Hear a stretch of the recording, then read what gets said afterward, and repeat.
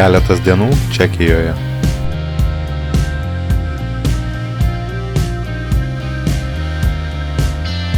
O čia draugas Rolandas pasiūlęs kartu vykti į Čekiją, metalo muzikos festivalį, o man užsiminus, kad nebuvau Prahoje, užsukome ir į ją. O čia aš, metalistas iš manęs nekoks, bet keliauti mėgstu. Košmaras – tai teminis siaubo filmų mėgėjų baras.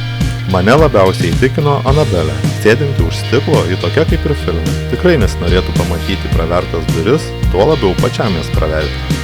Blausioje raudonoje šviesoje galite išvysti savo mėgiamą siaubo filmų personažą. Kaip sako baro šūkis, kartą įėję, galbūt niekada neišeisite.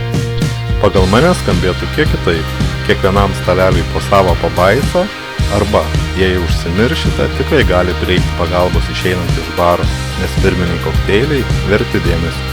Vėlus vakaras, tramvajai tingiai vingiuojantis miesto gatvėmis, praeiviai skubantis kažkur tik jiems gerai žinoma kryptimi, miesto magija dar labiau mane užbūrė. Užsukame paragauti populiaraus skanėsto vadinamo tridelnik arba kaminų pyragas. Chimney cake cukrumi padengtas tešlos vamzdelis, kurį galima įsigyti ant kiekvienos senamiesčio gatvės kampo. Vamzdelis gali būti tuščias, pripildytas nutelos, ledų. Širdis apsalos valgius, o keisčiausia, kad desertas net nėra čekiškas. Bet jis man toks liks, nes pirmą kartą paragavau jį būtent čia. Nueinanti tamsa palieka po savęs bespalvį rūką, lyg leisdama lėtai prabusti miestui. Šokantis namas – tai neįprastų formų pastatas, primenantis šokančių žmonių porą. Viršutiniame šokančio namo aukšte įsikūręs prancūzų restoranas. 42 judančių plokščių, 11 metrų aukščio judanti skulptūra, tai Franko Kafkos galva sverianti 39 tonus. Jis buvo vienas žymiausių 20 amžiaus rašytojų. Prahos gatvėse meno daug, jis tiesiog visur aplink, kur pažvelgsite. Ne visada suprantamas, bet meno suprasti ir nereikia, o jį jausti. Per sostinę teka Vitavos upė. Prahoje yra 18 nuostabių tiltų, o visų gražiausias Karolio tiltas. Jis yra daugiau nei pusę kilometro ilgio, tai viduramžių inžinerijos ir meno šedevras. Pasivaikščiojimas tiltu, kuris skirtas tik pėstiesiems, prilygsta apsilankymu meno galerijoje. Tiltą puošia 30 statulų. Pasak legendos, jei sugalvosite norą ir paliesite vieną iš statulų, jis išsipildys per metus ir vieną dieną. Sugalvojau jų du. Tai neabejotinai vienas gražiausių miestų. Istorijom ir legendomis kvepia kiekviena senamiesčio gatvelė. Praha vienas lankomiausių miestų Europoje, nors ir ne vasara ar prieš kalėdinis laikotarpis, bet Prahos gatvės pilnos žmonių.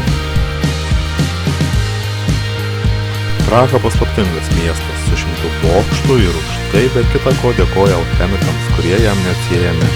Užsukame į senosios Prahos alchemikų ir magų muziejų. Edvardo Kelly gyvenimo istorija leidžia suprasti, kad yra daug būdų vedančių į magiją, bet vienintelis kelias nuo jos. Legendų nepatikrinsi. Nėra nei autoriaus, nei liudininkų, bet jas įdomu klausyti, kaip pasakas. Gal ne visada su gražia pabaiga, bet pamokančios. O tikėti ar ne, jau čia kiekvieno reikalas. Pagrindinė senamiesčio aikštė buvo pilna žmonių palaikančių Ukrainą, pasisakančių prieš Rusijos agresiją ir pono Trumpo nesuprantamo politinių žaidimų. Išgyvename laikotarpį, apie kurį skaitėme mokyklos vadovėliuose. Ir gerai žinome, kad kare nugalėtojų nebūna.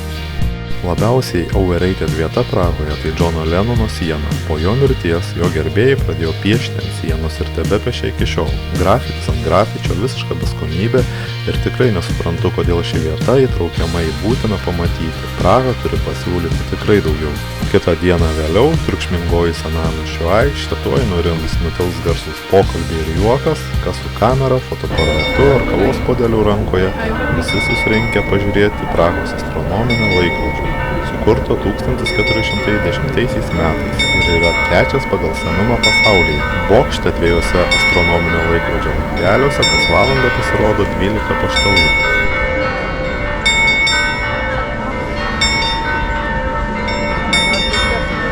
Vos tik pasibaigus šou, triukšminga senamiesčio aikštė vėl atgyja ir visi nepažįstamieji išsiskirsto savais keliais.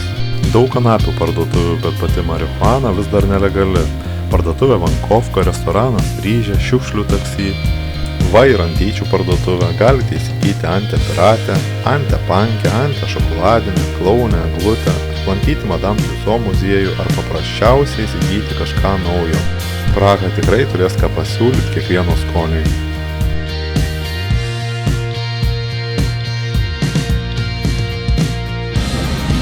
Miestas pamažu užmiega, nusileidusi tamsa ir bespalvis rūkas teleportuoja mus į antrą pagal dydį Čekijos miestą Brno.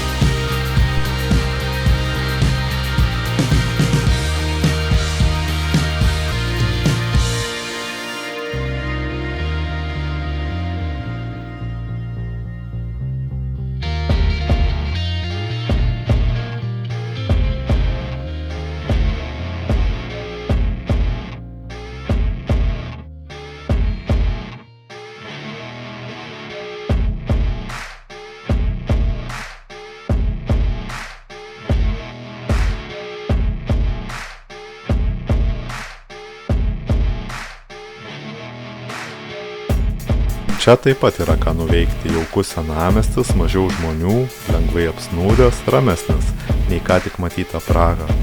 Viena garsiausių Brno legendų yra apie drakoną, kuris kėlė grėsmę žmonėms ir jų galvijams. O kad legenda įgautų pagreitį, reikėjo kūnų. Taip kažkokiu būdu atsirado kabantis krokodilas. Kadangi tų dienų gyventojai nebuvo matę nieko panašaus, krokodilas gavo Brno drakono vardą.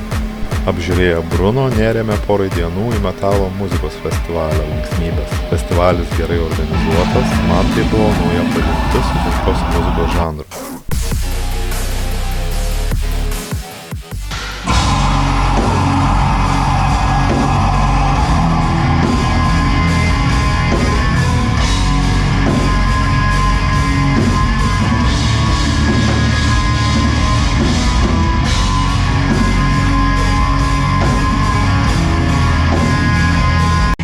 Sunkiajam metalui būdingas gitarų ir mušamųjų dominavimas, galingas ritmas, tai iš roko išsivysčiusi muzikos kryptis. Metalas gali būti heavy, thrash, nu, industrial, death, grindcore, hardcore, doom, progressive, symphonic, folk, power, black, goth, pagan, high and old school. Tinkamu laiku, tinkamai vietoj visa muzika skambės gerai ir visi jos žanrai. Priklauso tik nuo nusistatymo ir požiūrio į gyvenimą, į kitus ir į save patį. Ir priminsiu, kad progos pasitaiko, bet nesikartoja. Iki kitų kartų, Tomis.